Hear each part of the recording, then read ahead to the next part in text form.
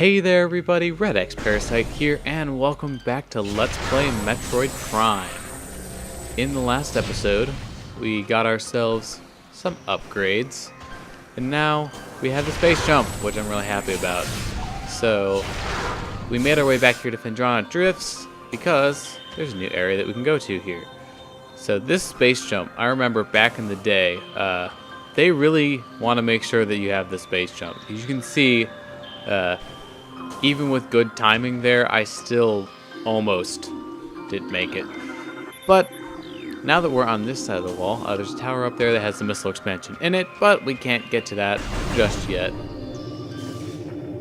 Our actual goal is right here.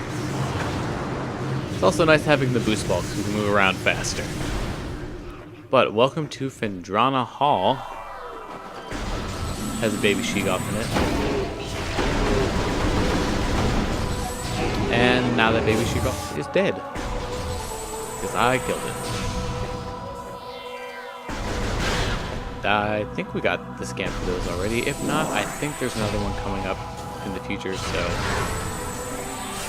shouldn't be too much of a problem. And they appear in other areas of Phendrana Drifts as well. I don't know why I'm waiting around for this. I know that I have the scan for the crystal lights.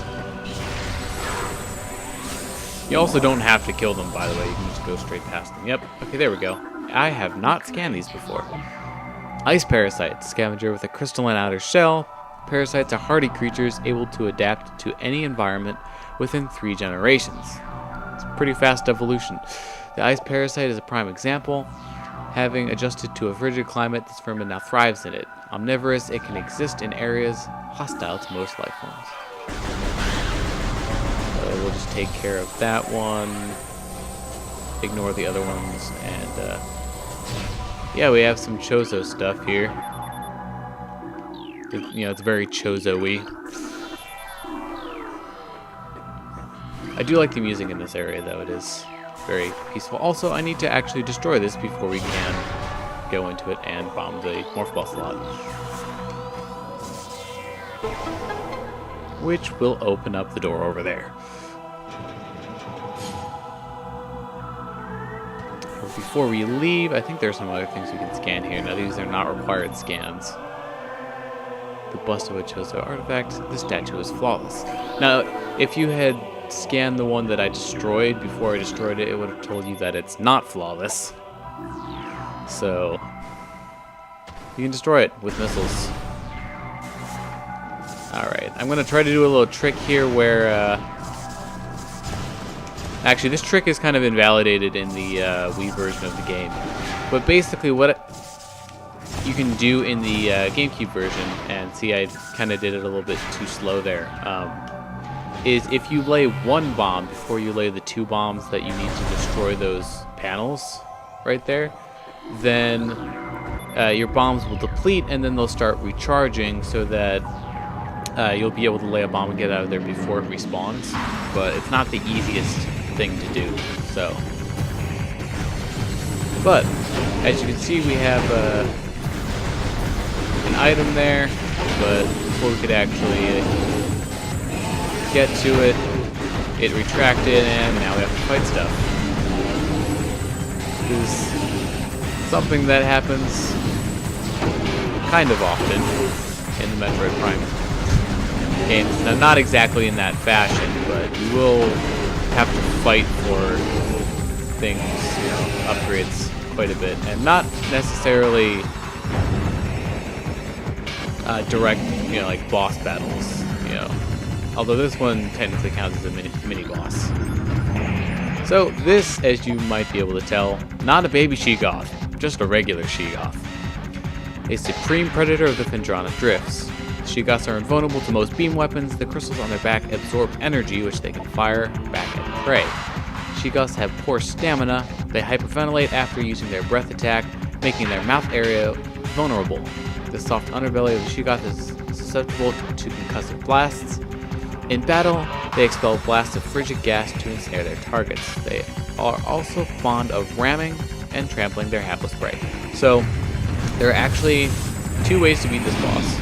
One, you can shoot it normally with your beam weapons, just when it's vulnerable, or you can lay Morph Ball Bombs at its feet, which I believe the Morph Ball Bomb method is more effective, provided that you don't get, you know, frozen, which I'm doing a very good job of doing.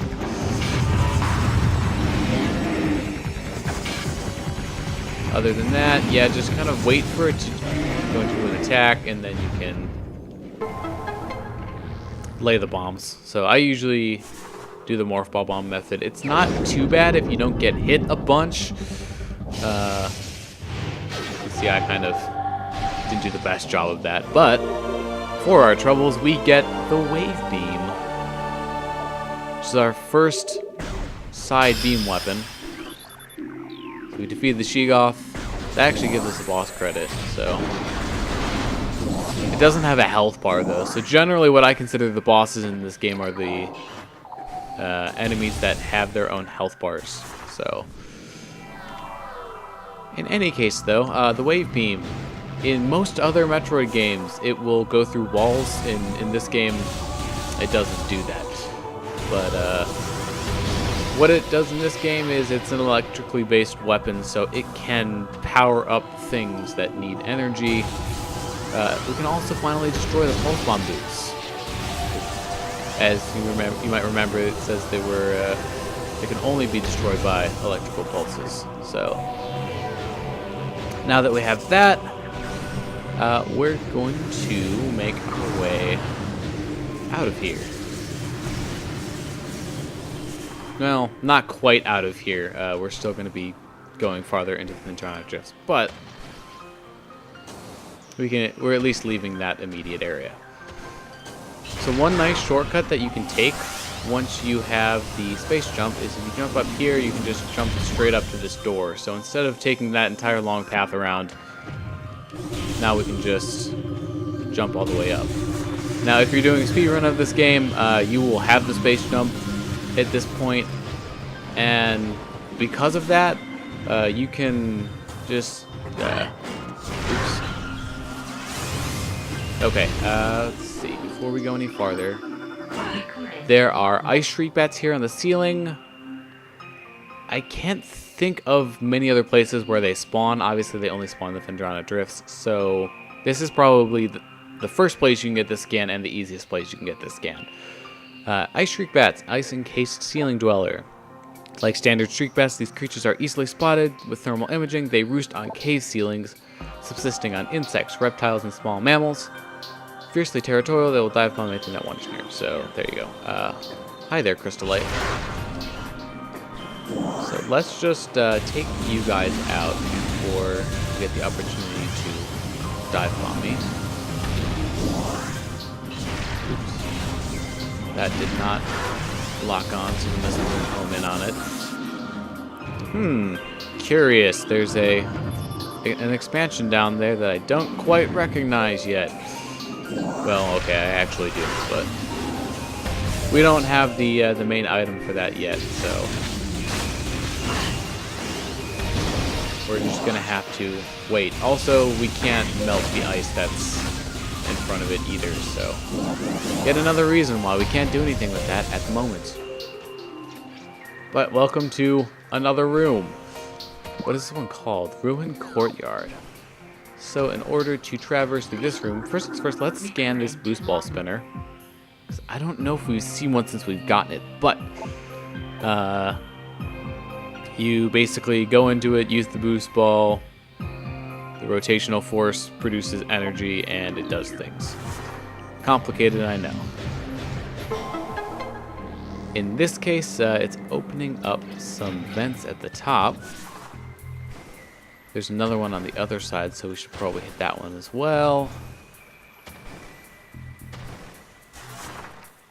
Let's see what happens. So now we have the other two vents up. And the activated bomb slot. Let's go up and see what it does. Blah! I fell. Let's try it again. Once more with feeling. Alright. we're going to have a timed puzzle here. It's not really that much of a puzzle, it's kind of just jump.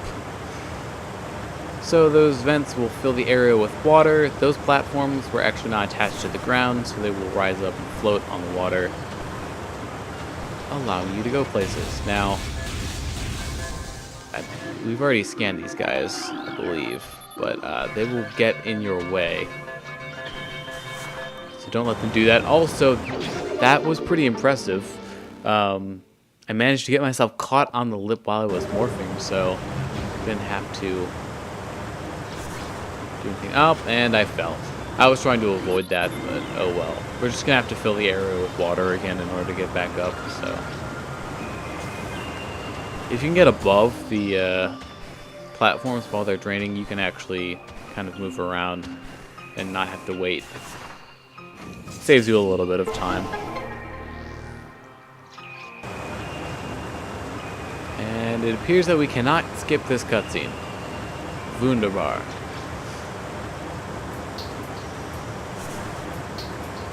Alright. So, aside from getting that energy tank, our actual goal is right here. So we're looking to get on these platforms, and now we're in this upper area. So we have a statue, we can't do anything about it just yet. That was one of those doors, or just items that has a power conduit that I was talking about.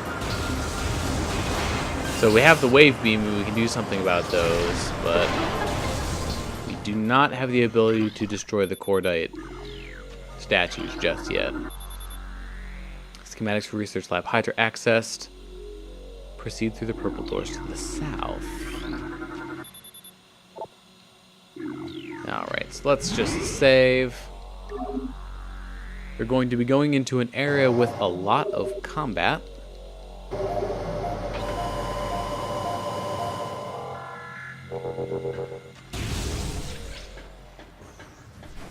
So actually, I will probably switch off of the wave beam. I've just been using it for now, but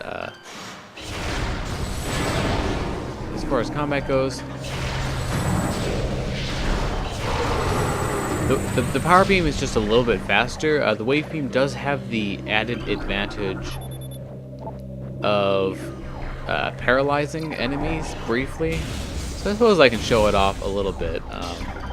First things first, let's destroy that turret, because there's going to be a cutscene that, once you walk forward into this room, will activate.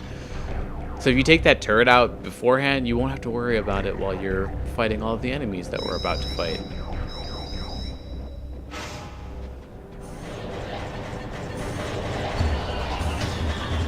Oh look, space pirates. Who would have imagined? So let's go and scan them. I think this is our first opportunity that we've actually had to scan them, because you can't scan them on the frigate.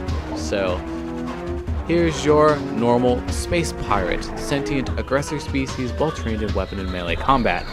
Space pirates wield galvanic accelerator cannons and forearm mounted scythes in combat. This species seeks to become the dominant force in the galaxy, and the technology may help them to realize this goal. Ruthless and amoral, the pirates care little for the cost of their ambition. Only results matter, and they take these very seriously. Alright, so you can see if you hit them with a charge shot, it paralyzes them. But of course, in terms of being able to take them out, you have to wait for a charge shot in order to keep them stun locked. So if you're just fighting one, it can be a good strategy because they won't be able to shoot at you at all, but if you're fighting more than one, then it's not going to be able to take enemies out very quickly. So really, your best bet is going to be to use a different weapon if you're fighting a lot of enemies. Particularly the fast missile trick that I've been using, all over the place. It doesn't work as well with the charge beam, so I'll show you what I mean. So I'll fire a missile here, and you can see it just isn't nearly as fast. The reload time isn't nearly as good.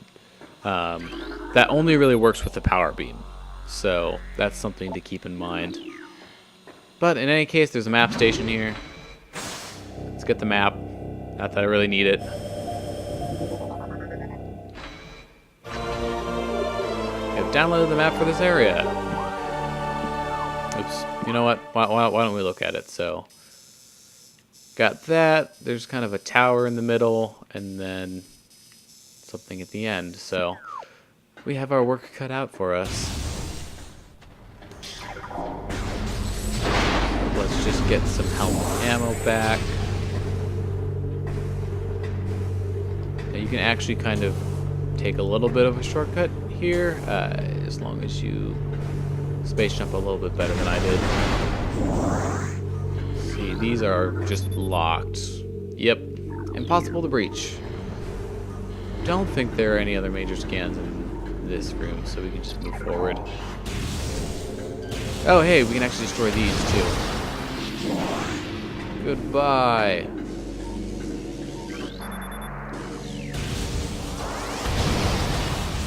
That's nice. But we have more fighting here, and actually some things to scan too. So let's kill some stuff first.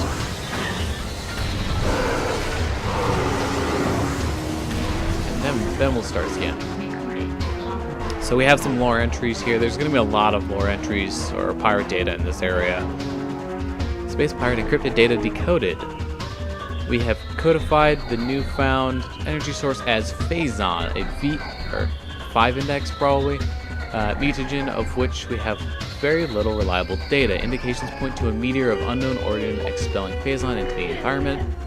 This material appears to possess the power to mutate organic life forms sufficiently to withstand its poison. These mutations appear promising, with abrupt evolutionary leaps appearing in a single generation reproduction. Plans to establish a full science team on Talon 4 being finalized. So, that poison that the Chozo have been talking about is Phazon. Mining operations have begun near the crater where Phazon appears to be the most concentrated. Daily Phazon yields have increased 44% and our mining system becomes more streamlined as personnel and equipment flows increase. Several incidents of Phazon-induced madness have been reported, prompting automated life support regulations in the deeper chambers. Symptoms include loss of equilibrium, erratic respiration, muscle spasms, and in the most extreme cases, hallucinations. A timeline reassessment for the refinery operation is recommended, as the material proves more unstable than the initial analysis indicated. Let's see, nothing important here. Just data, Phazon infusion within central energy core, 70% saturation. Most terraforming and retrofitting of security checkpoints on Talon 4 is complete, but we continue to research the alarming epidemic of breaches by local creatures. Door records show no unauthorized entries, so we must presume the creatures are either slipping in undetected during daily personnel moves, or else finding their way in through subterranean tunnels. We have found many small breaches of this latter sort and plugged them wherever we can, but it is unlikely that we will ever achieve full extermination within our current timetable. So there's some more unimportant scans here. Specimen 2 euthanized after psychotic episode scheduled for removal. Increased volatility recorded. Predator awareness indicated evening cold stasis. There's more tanks here. And more pirate data! We're just reading all of the scans. Our initial test exposing Talon 4's indigenous parasites to Phazon appeared to be successful. Increases in strength, size, and aggressiveness are common in all test subjects, as well as unforeseen evolutions, like additional poison sacs within the abdomen and the appearance of a second ring of mandibles in several subjects. These creatures were chosen because of their resilience, and it appears possible that, given enough exposure to Phazon, they may one day be able to survive on any planet we transport them to. Our methods will have to be refined. We currently have a 100% extinction rate after the 4th infusion period. And most survivors of the 3rd infusion stage are so violent and uncontrollable that they have to be euthanized. Even still, we remain hopeful that further experimentation will result in success. So, you know, being the space pirates that they are, they say, to hell with ethics, and we're just going to experiment on all these live creatures and just inject them full of Phazon. So I think that's it for all of the other major scans in this area. So we have an elevator to get to the top level, which is the way forward. Just making sure that I've gotten all of the scans on the ground here first, which I believe I have. So the space pirate music is still playing, which means we're not done. There are more. There you are. Oops.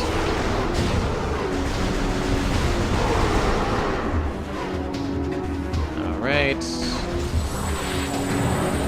These are all the same kind of pirate, by the way, so you don't have to worry about scanning multiple kinds of pirates just yet. There will be other variations of pirates. They're on logbook, so don't worry about that too much. Just take care of that. There's some more scans here as well. A lot of these are non-critical ones, though. So yeah, some of these I'll probably just scan them and put them up on screen for a few seconds and just let you read them and then move on. Alright, is there one down there? Okay, there's one. Oh, hi. Alright, that should be the last of them. Okay, more scans. Kind of comes as a hazard with this area, you know. Some more cordite there that we can't do anything about just yet. The fact that we're seeing so much of it, if you couldn't tell, we'll be getting to something to deal with it soon.